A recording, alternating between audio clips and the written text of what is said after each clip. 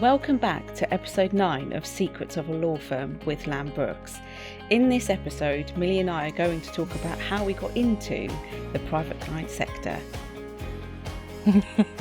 So, how did you get into private client, Millie? Well, it's a bit of a wild story. Tell us. Not that wild. I basically didn't. This wasn't basically on the cards. I wasn't, Oh God. What is this? I don't know. I just can't. Okay, let me start again. Right. I started private client. No, let me start again. I'm so sorry.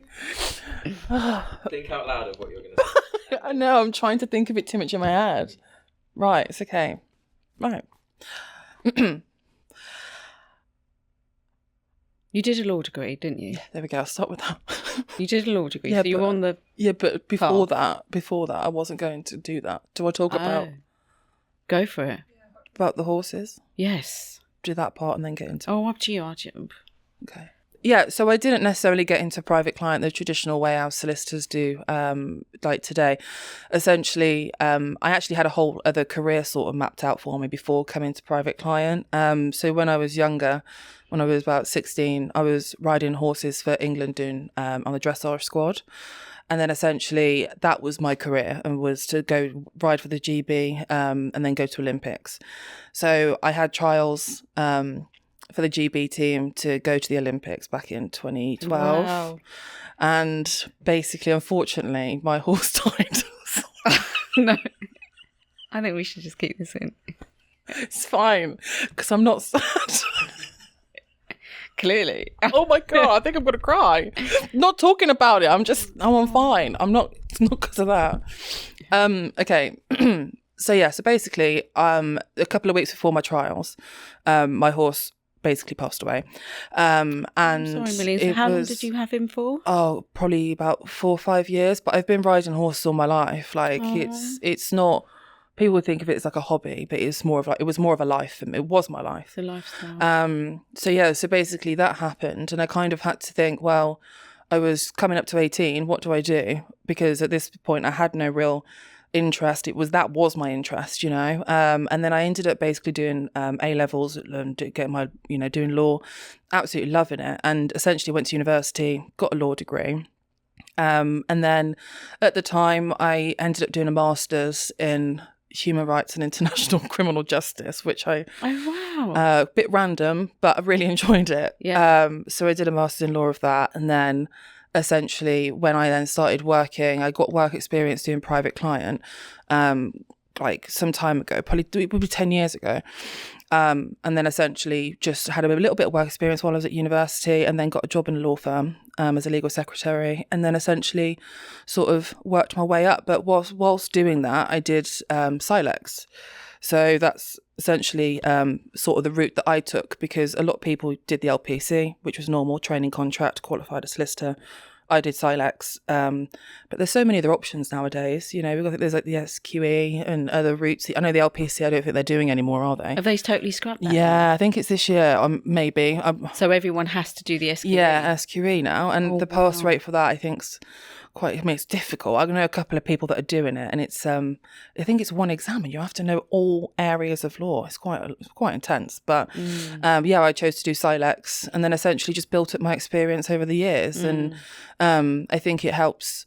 You come out of university with a law degree, and you would think that any solicitors would snatch you up, but it's not. It's like you're 16 again, and you need the experience, and that's how I've got to where I am, essentially. But I love private client. I wouldn't look back. I wouldn't work in another area. Yeah. I love it. Yeah. Absolutely love it. I love having that approach with clients. I love being personable with clients. It's a big thing. And just for me, making sure that, it gives them peace of mind. Yeah. And making sure that their estate is going where it should be going. Yeah. And giving them the advice that they need. I get a lot of enjoyment from the job. Yeah.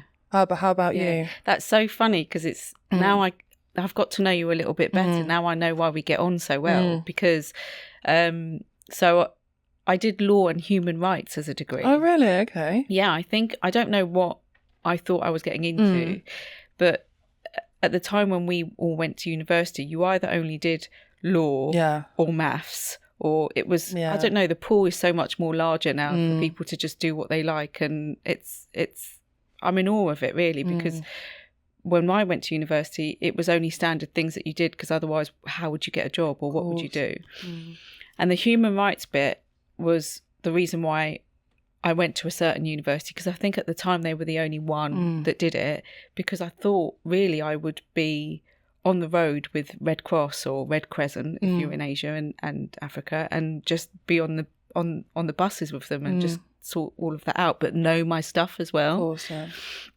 And then after I finished uni, I moved back home and I found a job with a will writing company, which an agent, I think, found for me, just to get myself back into doing things again, because I wasn't sure if I was going to do my LPC, because I couldn't afford it. Yeah, that's same with me. It's so expensive. So expensive. I don't come from a background where they could afford it. And I was toying with a loan and not, because it's a proper loan. It's not a student loan to get an LPC, or even probably the SQE, I'm not sure. And I had a really good manager. And at the time, he wasn't my manager, or he was just someone who worked in the company. And then he became MD, and I really was just like his PA at the beginning anyway, and I would just go along to probate appointments with him. He did instructions for wills and so on. And the way he was with clients, the way that clients, so I was sitting in on those, and that's all I was doing. And the way he was with clients, and how helpful they found him, and how rewarding that felt, that he would just put them at ease and say, don't worry, I've got this, I'll look after you. Not in those words, he was a bit more professional, but I was in awe of it. I just wanted to be, and I still do, just want to be just like him. So no, it's okay. That's not what's supposed to happen. No, it's okay. And then he didn't die. Oh, sorry. Want a tissue? We got a tissue. Get you one, yeah. I'm so sorry. No, it's I okay. don't know where that's come from. No, you're passionate about it. And he's giving you, you can see it. Just miss him. Yeah. Yeah. Are you proud of you? He really I think he really hates me for leaving. Oh, he'll see how far you've come. He's your inspiration. You know, and this is why you're doing what you're doing. And I think you're a brilliant manager. It's fine. But you can see he's had a massive impact on you. Clearly. And it's a good thing. Yeah, honestly. And I just think, I think that's why I want to be good, because he was so good. And he would have people from all different directions. And it's just rewarding. He'd go into houses, though, and, like, there would be... I hate cats, yeah. I'm sorry. No, but I'm scared of them because I'm scared of cats, okay? And you could have a dragon in there, be like, no, that's all right, whatever. And every time even I go a small little kitten. Yeah, I just get scared because they look at me. They'll come from my tights. And when I say, can I leave my shoes at the door? They're like, yeah. I'm like, dog better not get in there. But you can't do like a COVID, you know, like how after COVID you can say to people, if there's a dog, please lock them away. You can't really say that in our job. We're supposed to, if we're doing home visits, we're coming to their house to make them feel comfortable. We can't tell them to take, you know, their pets. Oh, I've had a client before when I've just literally been giving the dogs that much attention and I've genuinely forgot I was at a client's house. I've done that before. And do you know why I pretend all that? Oh, no, I love it. I absolutely love it. If you've got animals. If you can get on with someone's pet, you can get on with them. Yeah, 100%. But if you try and be a bit too standoffish, I reckon they then judge you. So, and that's what I've got from him. So actually, no, that probably isn't the right approach. But I just try and get on with the pet because then if I could be all right with them. And so as soon as I go into a house, they're like, you all right with dogs? I'm like, yeah. Inside, I'm screaming. I'm like, please don't come. Please don't come. Please don't jump. Don't lick me. Don't lick me. And then there's me rolling around the floor with the dog. Oh, yeah, because you have a dog. Anyway, back to it. that's why I got to it. Yeah. And that's why I did it. And then from then on, I mainly focused on probate, but the others, because the others are a quicker turnaround, aren't they? Power of attorney and wills. But probates, when you complete something like that for someone, the relief and how rewarding that is. Absolutely. I, again, agree with you. I just find that so comforting. Yeah. If you can do it right. There are some, obviously, grenades that we have to drop, like, by the way, this is, you've got to pay 30 grand in tax. Yeah, exactly. By the way, we've got to do income tax. But if it wasn't for solicitors being able to give that advice, then they'd end up in a worse position. So I think it's always, even though it's not a nice, a big thing to be saying to them, they wouldn't know otherwise. No, that's really interesting. What's interesting? Just getting to know you a bit better. It's not that good. Now I know actually why when we have debriefs in my office and we talk about like current affairs and things. Now I know a little bit about you and where you've come from, and that it just all makes a bit sense. Yeah, it does make sense, and I think we're a good team. We've got a good team. We've got a good team. We've got a really good team. I think we work so well together. I mean, it's. I actually wake up in the morning and enjoy coming to work. Yeah, no, and it's quite a rare feeling, I think, because not everyone can say that, and I love coming to work. Yeah, no, so do I, and I hope the rest of the team feel like that. Yeah, absolutely. That it is just, even if you've got troubles, we know that we can talk to each other. Exactly. And that's a good thing. It's a good foundation to have. And obviously, it's a different sort of love that you have for your work colleagues that you do for your own friends, but it's a nice getaway. It's absolutely. Just a nice.